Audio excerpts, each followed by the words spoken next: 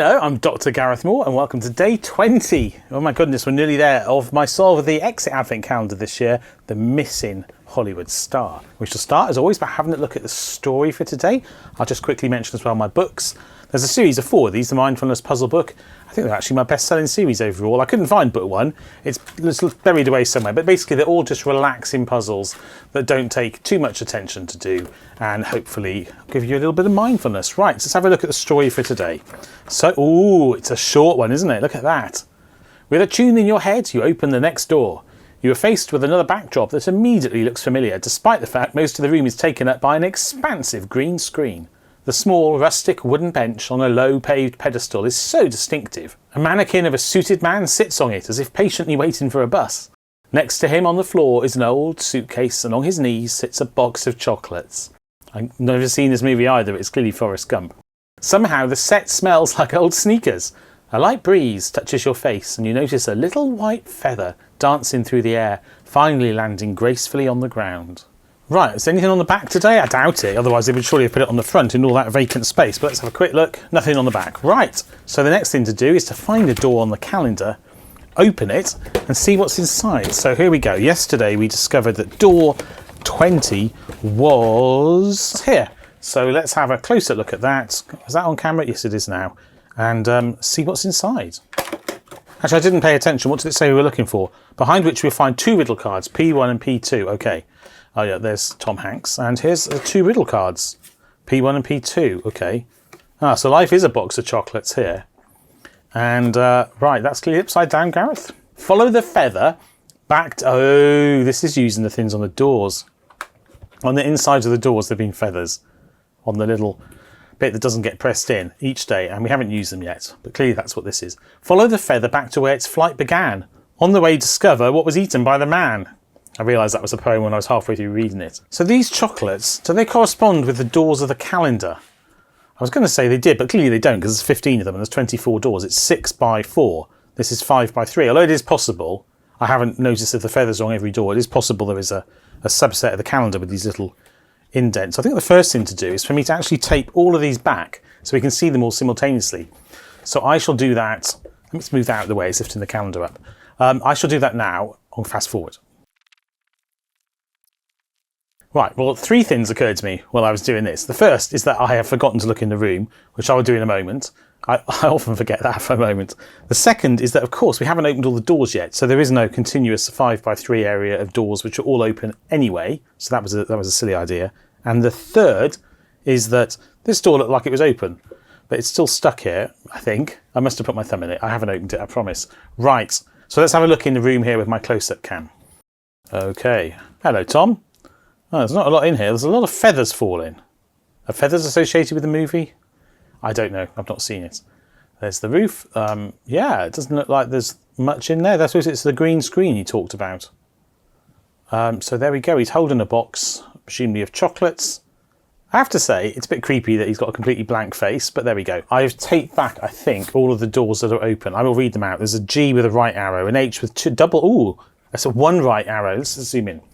There's a G with a 1 right arrow on it. So presumably that means go right 1 door.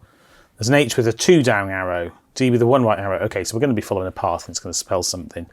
Over here on the right hand side of the calendar is a U with a double down. Underneath F, double left, E, double down, and so forth. There's an H, an I, and a T. And then beneath it's on the row below, there is a T, a U, a T, an L, an N, and an E. And then on the bottom row, there is... It starts the third across, there's an R, a B, behind the door here there's an A, and finally an L. So we are somehow creating via this route a 3-digit number which we put into the decoder to work out where our next door is. So that's what we have to bear in mind. For want of a better plan, let's do what the puzzle says. It says, follow the feather back to where its flight began. On the way, discover what was eaten by the man. So if I do that literally, if I start on, we're on door 20 with Tom Hanks and the feathers inside. It has a B on it, right? So if I write backwards, or maybe I just follow it forwards, from door 20, I can always read it backwards, can't I? So from door 20, to get to this B, which incidentally tells me to go to the L, we'll work backwards. What points at this B? Oh, nothing does. Nothing points at the B.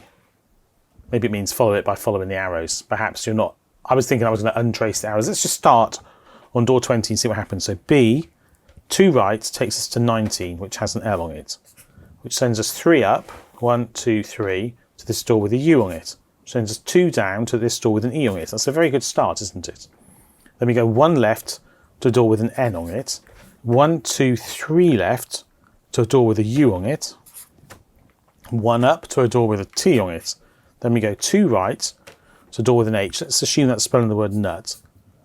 And we go 1 right to a door with an E. We go 2 down to a door with an A.